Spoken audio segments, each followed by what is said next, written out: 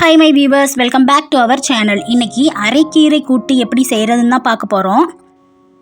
அதுக்கு ஒரு கட்டு அளவு அரைக்கீரை வாங்கியிருக்கோம். அதில் அரை கட்டு அளவு தான் இன்றைக்கி நம்ம செய்ய போகிறோம்.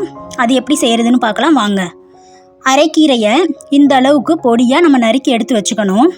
இப்போ உப்பு போட்டு இதை 2லேருந்து 3 டைம் அளவுக்கு கழுவி எடுத்து வச்சுக்கலாம். ஏன்னா கீரையில் மண் இருக்கும் சில நேரம், அதனால நல்லா கழுவி எடுத்து வச்சுக்கலாம்.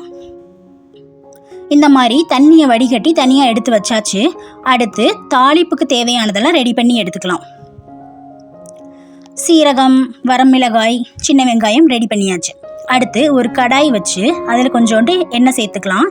எண்ணெய் காஞ்சோன்னு சீரகம், நம்ம வச்சுருக்க வரமிளகாய், அப்புறம் பொடியாக நறுக்கின சின்ன வெங்காயம் எல்லாத்தையுமே சேர்த்து நல்லா வதக்கிக்கலாம். வரமிளகாய்க்கு பதிலாக பச்சை மிளகாய் இருந்தாலும் அதையும் சேர்த்துக்கலாம். அடுத்ததாக இப்போ நம்ம நறுக்கி வச்சுருக்கிற கீரையை அதோட சேர்த்துக்கலாம். கீரை ஒரு 2லேருந்து ஒரு 5 நிமிஷம் நல்லா வதங்கட்டும். கீரை நிறையா இருக்குன்னு சொல்லி நம்ம இப்போ உப்பு போட்டுட்டோம் அப்படின்னா கீரை வதங்கினதுக்கப்புறம் கொஞ்சமாக இருக்கும். அதனால் கீரை நல்லா வதங்கினதுக்கப்புறம் அதுக்கு தேவையான அளவு நம்ம உப்பு சேர்த்துக்கலாம். உப்பு சேர்த்து நல்லா கிண்டி விட்டு கொஞ்ச நேரம் மூடி வச்சிடலாம். அடுத்து இப்போ பருப்பு ரெடி பண்ணி வச்சுருக்கோம். இந்த பருப்பை வேக வச்சு நம்ம வெங்காயம், வரமிளகா, தக்காளி எல்லாமே போட்டு தாளிச்சாச்சு.